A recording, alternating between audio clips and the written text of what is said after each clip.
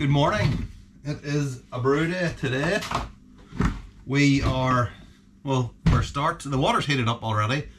I haven't weighed out any grains. I've done nothing basically, and I've got a massive hangover as well too. A debilitating hangover, let's call it that. Too much late night drinking, this is the issue. And then not enough sleep, woke up too early, went to bed too late, and all that alcohol in between. Just, oh, yeah, not good. So we're making a Red X IPA today with kveik. Sorry, a Red X kveik IPA. That's what we're doing.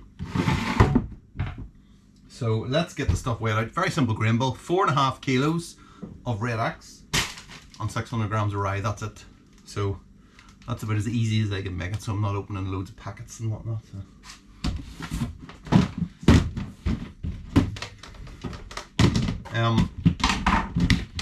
So yeah, I weighed the water out. Whatever. I filled the thing up with water. This has not gone well. This may be as good as this video gets. Put the water in this morning, and I noticed as I was pouring it in, I noticed that the top, the bottom was still open from when I cleaned it the last time. I was like in the big, was that full to the very top. I was like, oh no, I gotta change that, and then I put that on the ground, and just all the water just flew up like a fountain. And yeah, so that was the start of the day. So I was like, oh, I can't do this, can't cope. So in the end, I had to go and make a fry. I put the water in, let it heat up, and I had to go and make it like a bacon.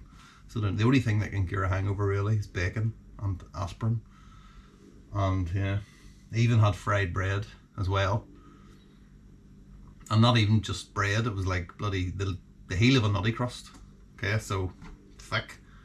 That'll only make sense to about 2 people watching this. I had to say it's nice and cool in here. So the insulation I put in all around and in their ceiling, it works very well. Of course, in about 12 hours time, it's gonna be like 30 odd degrees in here. It's gonna be way too warm. But at the minute it's nice and cool. Whereas out there, it's one of those mornings where you wake up and you just know that it's gonna be a hot day. Because it's 4.5 kilos. Let's get on with it.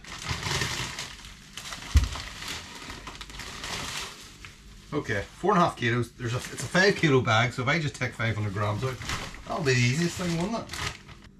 So I think I'll put in a few oat husks as well. I think I've got, because we're using rye. Rye does have a tendency to give you a stuck mash, stuck sporge. I've actually had stuck mashes recently. Come on. Well, I think that's more because I had the pump on too much. Okay, no. This is what's going on. I don't even need that. You know what? I don't even need that. It's less washing, okay, for later on. We need to think. I'm starting to become human again. The hangover is still there, but it's less so.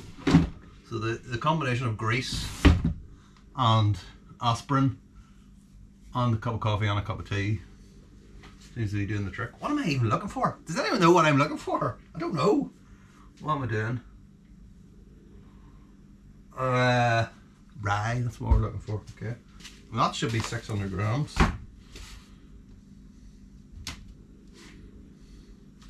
It's 500 grams there, so what's going on? Is that right? Okay. We're only putting 500 grams in now, it seems. I need to get definitely need to get new scales. I had to keep pressing it down. Something wrong with the display. I had to keep pressing it down for it to work. I mean, it still works, but you can't really see the numbers.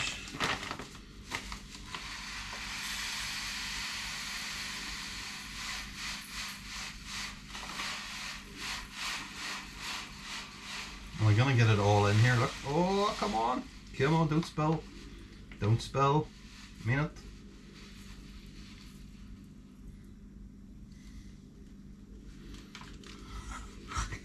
602 grams. What? Did I not just put that whole bag on with the clip? And none of it was touching the edge, and it was saying 500. I don't know, man. Don't know what I'm doing. So that can go in that bag, right? Oat husks. Handful. Handful to mingle with the mash. We'll do alright with the rest of the grains. I don't really measure how much I'm using on that. Handful do. And then when they're done, they're done.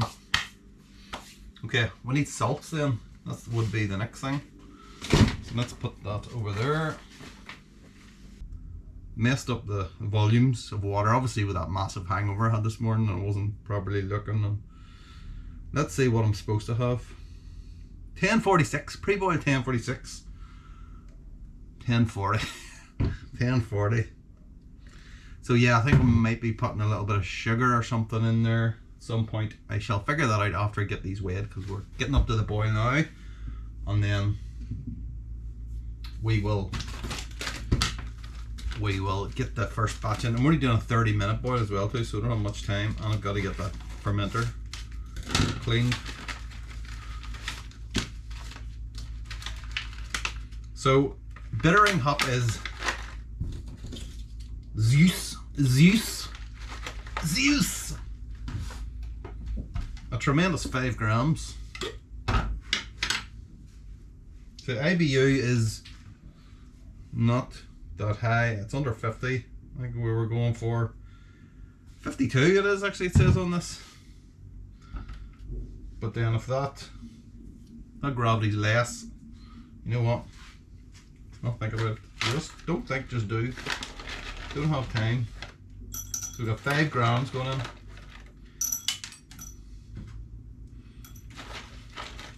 One more pellet should bring it up. One more pellet should bring it up.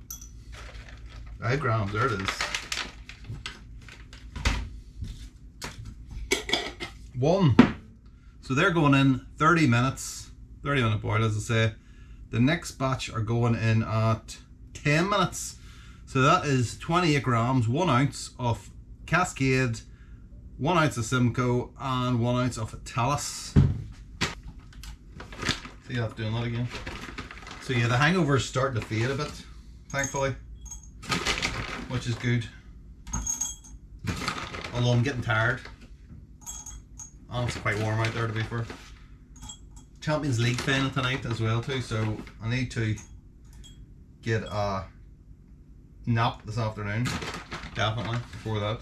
Otherwise I'll fall asleep, most likely. 28 grams. And then while that's open, let's do the next one, which is at flame out. Well, even though we're electric, it's a flame out. Same 3 hops again, Cascade, Simcoe, Talus, 56 grams. So that is 2 ounces. So very cleverly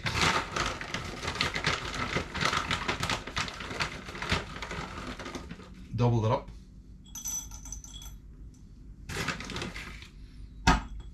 There's a big block going in. See, there's that. Doing it again. There's not gonna be any dry hop on this either.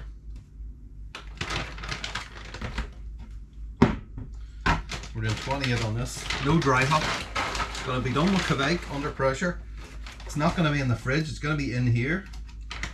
And for fuck's sake, come on, you bastard. They get new skills, definitely. Because I don't know if I'm going to have any fridges free for a dry hop, and if I do dry hop, it'll probably be at whatever temperature it is in here, which could be anything. We're filled right to the top, and it's 50 grams. Let's keep going. 54. What do we put in? 56, isn't it? What's 28 and 28? Okay.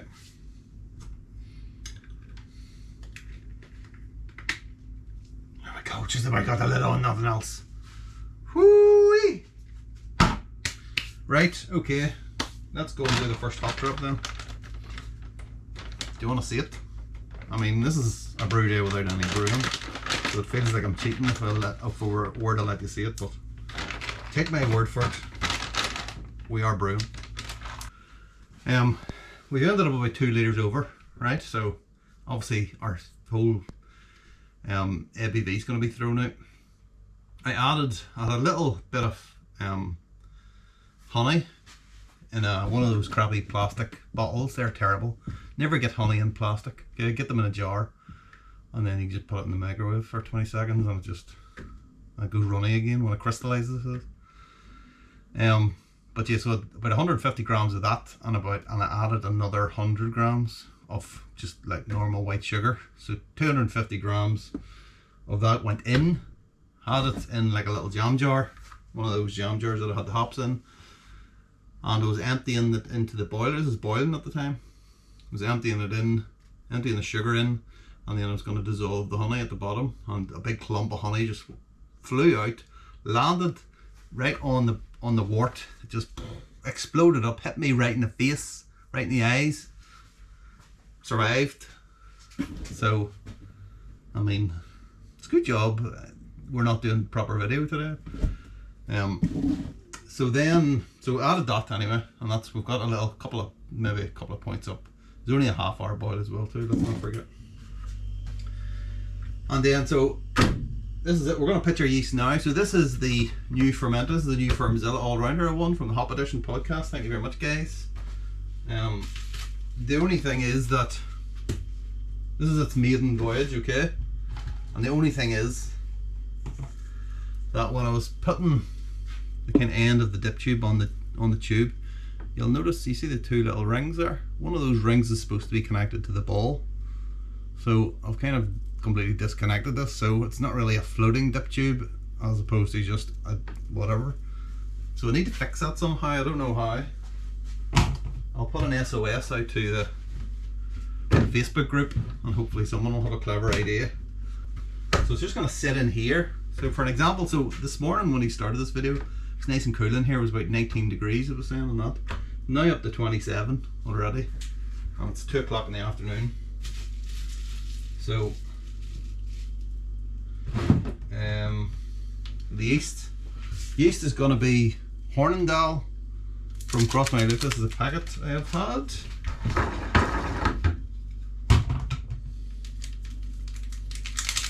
I have a load of yeast sent over to me by Woodbine Fandango in the freezer, but I want to make some starters and see what they're like before I use them. But I don't have any dry malt extract, and I don't have any liquid malt extract, and now that I think about it, I probably could have used some of this, but okay, hold on. I don't know whether it's because this is new or what, if it's slightly different from the other one, but it's quite easy to get that off when it was always a struggle before. Maybe it's just because it's new.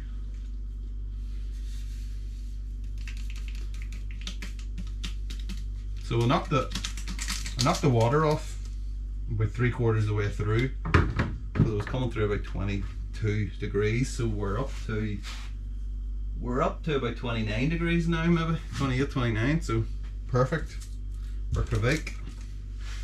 That should get it started. This will go up to about 32 in here. So it's just I'm just literally gonna put it here.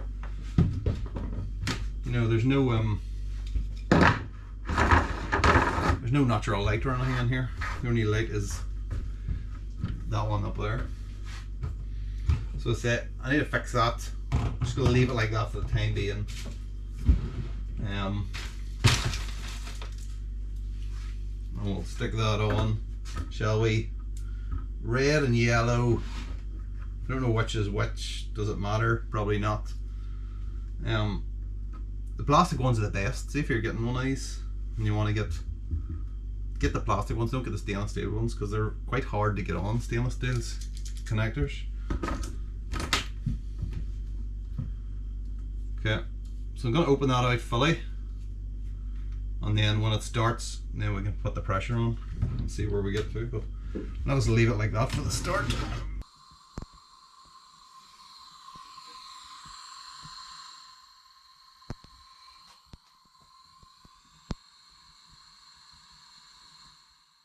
Now I know what you're thinking.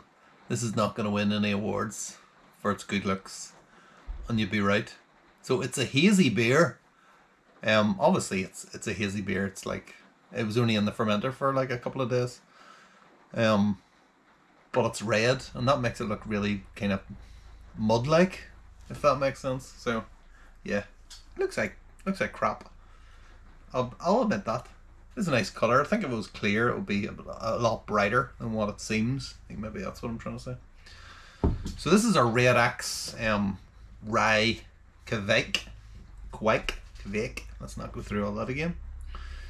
So 2 malts in it. Red X, one of my favourites, and rye, which is another one of my favourites. So I don't think I've done this. I have made red rye beers before, but I've not done Red X and rye at the same time. So interested to see. Hops again were Columbus for bittering, Cascade, Simcoe, Talus. 10 minutes, Cascade, Simcoe, Talus, 20 minutes. No dry hop on it, because the whole point was to try and get it into the keg ASAP. So it was only brewing, as I say, it was like a week. It was in the keg and definitely inside a week, and then it's been conditioned ever since. It was only like 5 days or something like that. So it's definitely, I'll say it's red. Okay, let's agree that's red-ish.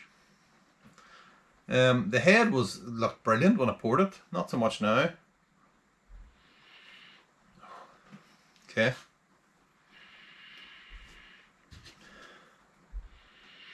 The aroma is,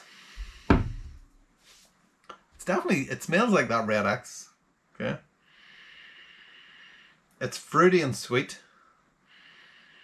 So on one hand you've got that kind of insane Red X malty aroma mixed with like fruity grapefruit. I'm not sure what the fruit is, but there's definitely grapefruit. Maybe that's the Simcoe in there that's doing that, but it smells decent. It smells decent. It does smell like it's hoppy and malty at the same time, which is the conundrum with Red X. So let's give it a taste, shall we? Let's see.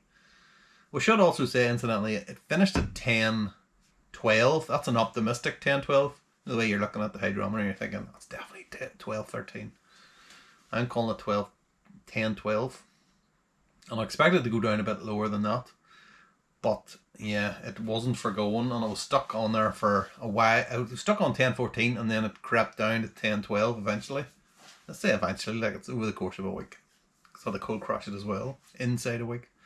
So it's just me being impatient, isn't it? That's all it is. So yeah, I was kind of worrying, like it was originally 5% in the recipe, and I was thinking, oh god, this is going to be like 4%. But this has happened before, and not on beers, I'm not in this beer, like, but on other beers, and they've been superb. So I haven't actually tasted this since it's been in the keg. So this is genuinely the first time I've tried it. So okay, let's go in, give it a whiff one more time. Yeah, there's definitely. Is it my hand? Yeah, I was just kind of washing my hands, and my wife's got some kind of insane soap in her bathroom. That's what I'm smelling, so let's get my hand out of the way. The fridge, of course. Wouldn't be a video without something going off the fridge or the rain outside.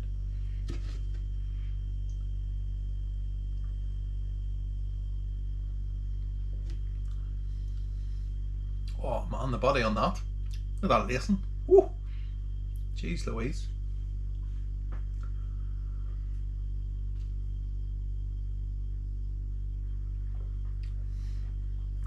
Four 4.5% this is.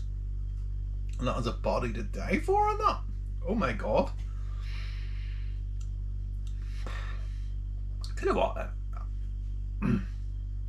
if that's a 10-13 body, then I'll happily take it. Never mind 10-12. Because that is absolutely superb. I mean, if I could brew smaller beers like that with that kind of body on it, my god, I will have made it. I will have completed brewing.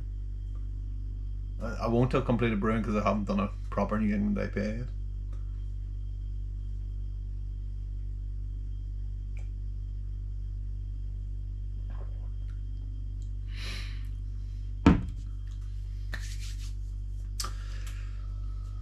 wow with the body. I'm going to say it one more time. Wow. It won't win any awards for its looks, but it's got a body to die for.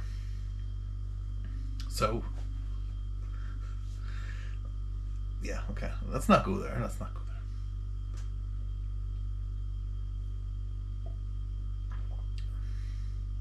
It's not huge carbonation on it. Maybe that's helping. Not too much bitterness on it as well too. What is it? 52. Supposed to be 52 IBU. You never know with IBU. Like, I mean, it says 52, but is it 52? I don't know. I'm not convinced about some of the numbers in Brewfather either. In terms of the flavors, then,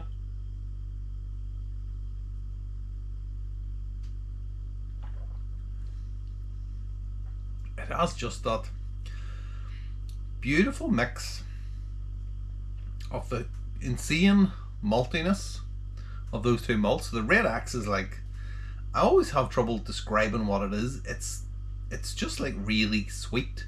It's like Munich malt, but Munich malt with extra sweetness and extra like layers of caramel or something on it, sweet caramel. It's really difficult to describe.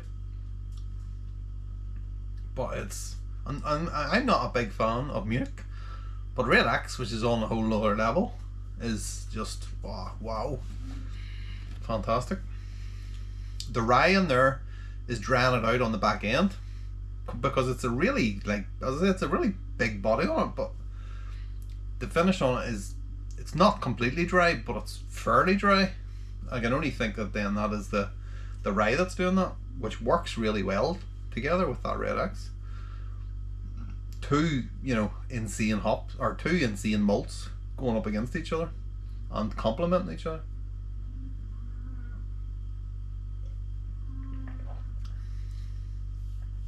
And then the hop flavor in there, there's too much other stuff going on to pick out specific malts, but it's just this kind of, it's not like hop stew, not gonna say that, but it's something maybe a bit lighter than hop stew, hop soup maybe. So it's no kind of defined flavor, but it is just this kind of fruity, general fruit salad thing going on. Fighting with the malts again. I mean, those malts, I mean, that Red X in particular, it's always just, it's a beast. It is a beast.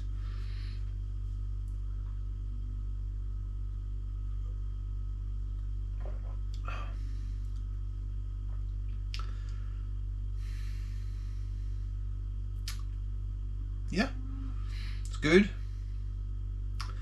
And that is the yeast as well too. Does help the Hornindal. I still got the packet over there. What do you know? Still, I mean, it's only been a week. Does it say anything? No, it doesn't.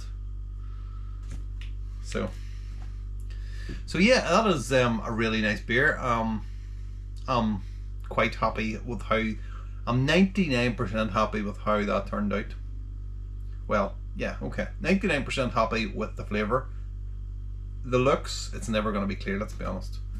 I mean, even if I put gelatin in that, it still wouldn't be clear, so I don't think we need to worry about it. For a beer that's like a week old, well, not even 2 weeks old, let's say, that's acceptable.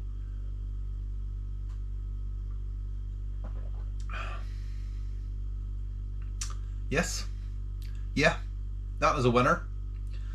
If you're looking at beer in a hurry, low-ish ABV, 4.5, plenty of flavour, plenty of body, and you want it done inside a week, there you are. That's the one for you. So thank you very much. I'm going to go in and drink another few of these. Cheers. See you next week.